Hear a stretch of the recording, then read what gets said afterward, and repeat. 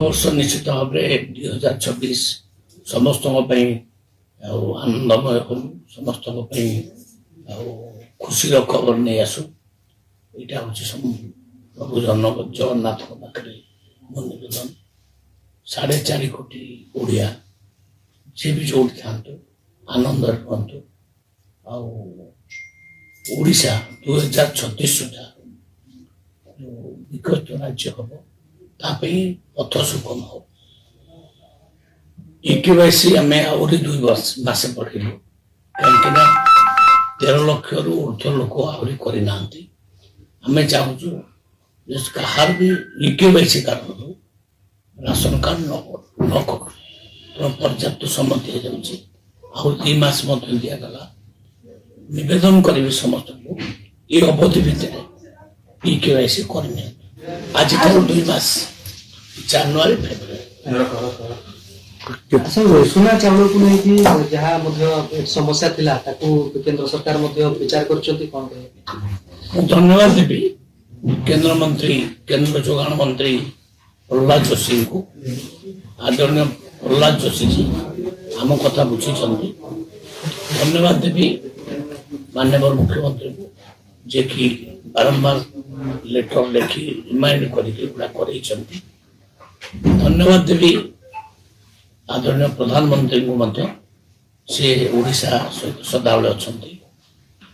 ଆଉ ଆମେ ଯୋଉ ବମ୍ପର କ୍ରପ୍ ପ୍ରଡକ୍ସନ ହେଲା ଆଉ 2025 ମସିହାରେ, ତେଣୁ ଆମର ପ୍ରାୟ 63 ଲକ୍ଷ ମେଟ୍ରିକ ଟନ୍ ଚାଉଳ ପ୍ରଡକ୍ସନ ହେଲା, ଯୋଉଥିପାଇଁ ଆମ ପାଖରେ ଆହୁରି 7 ଲକ୍ଷ ମେଟ୍ରିକ ଟନ୍ ବି ଚାଉଳ ଅଛି।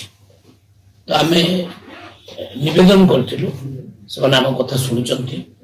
ଆମକୁ ଏପ୍ରିଲ ମାସ ସୁଦ୍ଧା 2026 ମସିହା ଏପ୍ରିଲ ମାସ ସୁଦ୍ଧା 5 ଲକ୍ଷ ମେଟ୍ରିକ ଟନ୍ ଉଷୁନା ଚାଉଳ ଏବଂ 1 ଲକ୍ଷ ମେଟ୍ରିକ ଟନ୍ ଅରୁଆ ଚାଉଳ ସେ ଉଠେଇବେ।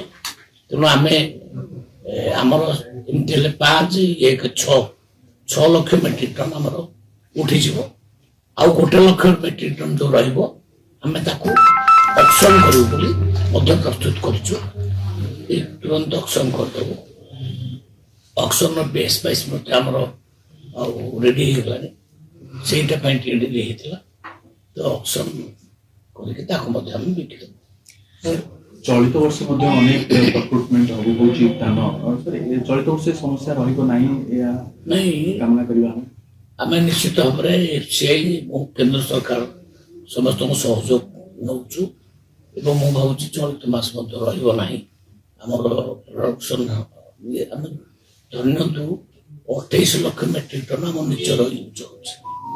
ETS ଚାଉଳ ହଉ ବା ସ୍କୁଲ ଅନ୍ୟାନ୍ୟ ଆଉ ସବୁ ଜିନିଷରେ 28 ଲକ୍ଷ ମେଟ୍ରିକ ଟନ୍, ଆଉ ଆରାଉଣ୍ଡ 28 ଲକ୍ଷ ମେଟ୍ରିକ ଟନ୍ ଚାଉଳ କେନ୍ଦ୍ର ନେଉଛି। ଏମିତିକି 56 ଲକ୍ଷ ମେଟ୍ରିକ ଟନ୍ ଆମର ଯାଉଛି। ଯଦି କିଛି ବଳିବ ତାକୁ ଅକ୍ସନ ପ୍ରକ୍ରିୟାରେ ମଧ୍ୟ ବାରମ୍ବାର କହିଛି, ଆମେ ତାକୁ ରଖିବୁ, ମାନେ ଛାଡ଼ିଦେବୁ। କୌଣସି ପ୍ରକାର ଅସୁବିଧା ହେବ ନାହିଁ। ଆଉ ଆମେ ଏବେ 10 ଲକ୍ଷ ମେଟ୍ରିକ ଟନ୍ ଗୋଦାମ ବି ମଧ୍ୟ ତିଆରି କରିବାକୁ ଲାଗିଛୁ। ତା ପାଇଁ ଜାଗା ଫାଗା ରେଡି ହେଇସାରିଲାଣି। 1 ବର୍ଷ ଭିତରେ ମତେ ଲାଗୁଛି ଗୋଦାମ ମଧ୍ୟ ପ୍ରସ୍ତୁତ ହେଇଯିବ, ତେଣୁ ପ୍ରୋବ୍ଲେମ ରହିବ ନାହିଁ। ସାର୍ 2026 ପାଇଁ କ'ଣ ଚ୍ୟାଲେଞ୍ଜ ରହିବ?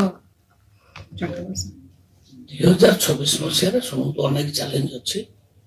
ସେ ଚ୍ୟାଲେଞ୍ଜକୁ ଆମେ ସ୍ୱୀକାର କରୁଛୁ। ଆମେ 2036 ମସିହା ସୁଦ୍ଧା ରାଜ୍ୟକୁ ବିକଶିତ ରାଜ୍ୟ କରିବା ପାଇଁ ଲକ୍ଷ୍ୟ ରଖିକି ଆମେ କାମ କରୁଛୁ। ସେ ଭିତରେ ସେଣ୍ଟର ଅଫ୍ ଏକ୍ସିଲେନ୍ସ ସେଗୁଡ଼ା କରିବୁ। ଅନେକ ଜିଲ୍ଲା ମାନଙ୍କରେ ଚାଉଳ ATM ଗୋଟିଏ କରୁଛୁ ଭୁବନେଶ୍ୱରରେ। ସବୁ ଜିଲ୍ଲା ମାନଙ୍କରେ କେମିତି ଚାଉଳ ATM ବି କରାଯିବ, ସେ କଥା ମଧ୍ୟ ଆମେ ରଖିଛୁ ଲକ୍ଷ୍ୟ। ଏବଂ ଚାଉଳକୁ ମଧ୍ୟ ଏକ୍ସପୋର୍ଟ କରିବା ପାଇଁ ମଧ୍ୟ ଆମେ ଅନୁମତି ଦେଇଦେବୁ। ଯୋଉ ବନ୍ଧୁମାନେ ଚାଉଳ ଏକ୍ସପୋର୍ଟ କରିବେ 1:1 ଧାନ ସେମାନେ ଆମଠୁ ନେବେ, ଏକ୍ସପୋର୍ଟ କରିବେ।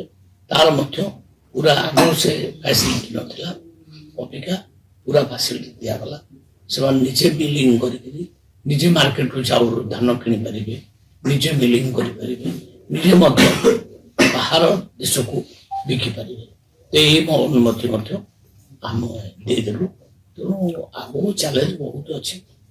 ଆଉ ସାଇନ୍ସ ଆଣ୍ଡ ଟେକ୍ନୋଲୋଜି ବିଭାଗର ମଧ୍ୟ କାମ ବହୁତ ତ୍ୱରାନ୍ୱିତ ଢଙ୍ଗରେ ଆମର ଚାଲିଛି। ପ୍ରତ୍ୟେକ ଜିଲ୍ଲା ମାନଙ୍କରେ ଗୋଟେ ଗୋଟେ ପ୍ରୋଜେକ୍ଟ ଆମେ କରିବୁ। ଆଉ ଭୁବନେଶ୍ୱରରେ ଏକ 100 ସାଇନ୍ସ ସିଟି ଆମେ କରିବୁ।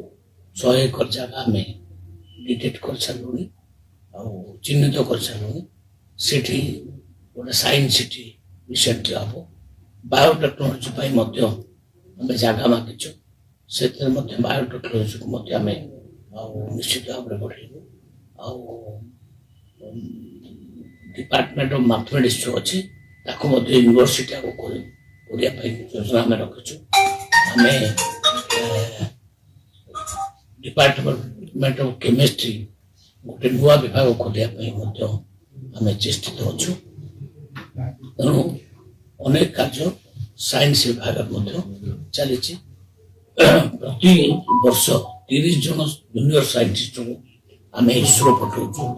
ଇସ୍ରୋରେ ସେମାନେ ଟ୍ରେନିଂ ନେଉଛନ୍ତି। ସେମାନେ ବିଭିନ୍ନ ପ୍ରକାର ଜ୍ଞାନ ଆହରଣ କରୁଛନ୍ତି। ସେ କଥା ମଧ୍ୟ ଚାଲିଛି। ତେଣୁ ସାଇନ୍ସ ଆଣ୍ଡ ଟେକ୍ନୋଲୋଜି ଏବଂ ଯୋଗାଣ ବିଭାଗ ଏଇ ବିଭାଗ ଦୁଇଟାକ ଡିପାର୍ଟମେଣ୍ଟ ଆମର ଠିକ ଢଙ୍ଗରେ ଚାଲିଛି। ଆମର ଆଉ ତା ଯେଉଁ ଭିଜନ ଅଛି ଭିଜନକୁ ମଧ୍ୟ ଆମେ ମୁଖ୍ୟମନ୍ତ୍ରୀ ଆଗରେ ରଖିଛୁ। 3.5 ବର୍ଷ ଆଗକୁ ରହିଲା। 3 ବର୍ଷ ଭିତରେ କ'ଣ ଡେଭଲପମେଣ୍ଟ ଆମେ କରିବୁ ସେ ତାର ମଧ୍ୟ ଗୋଟେ ପ୍ଲାନ୍ ଆମେ ତିଆରି କରୁ।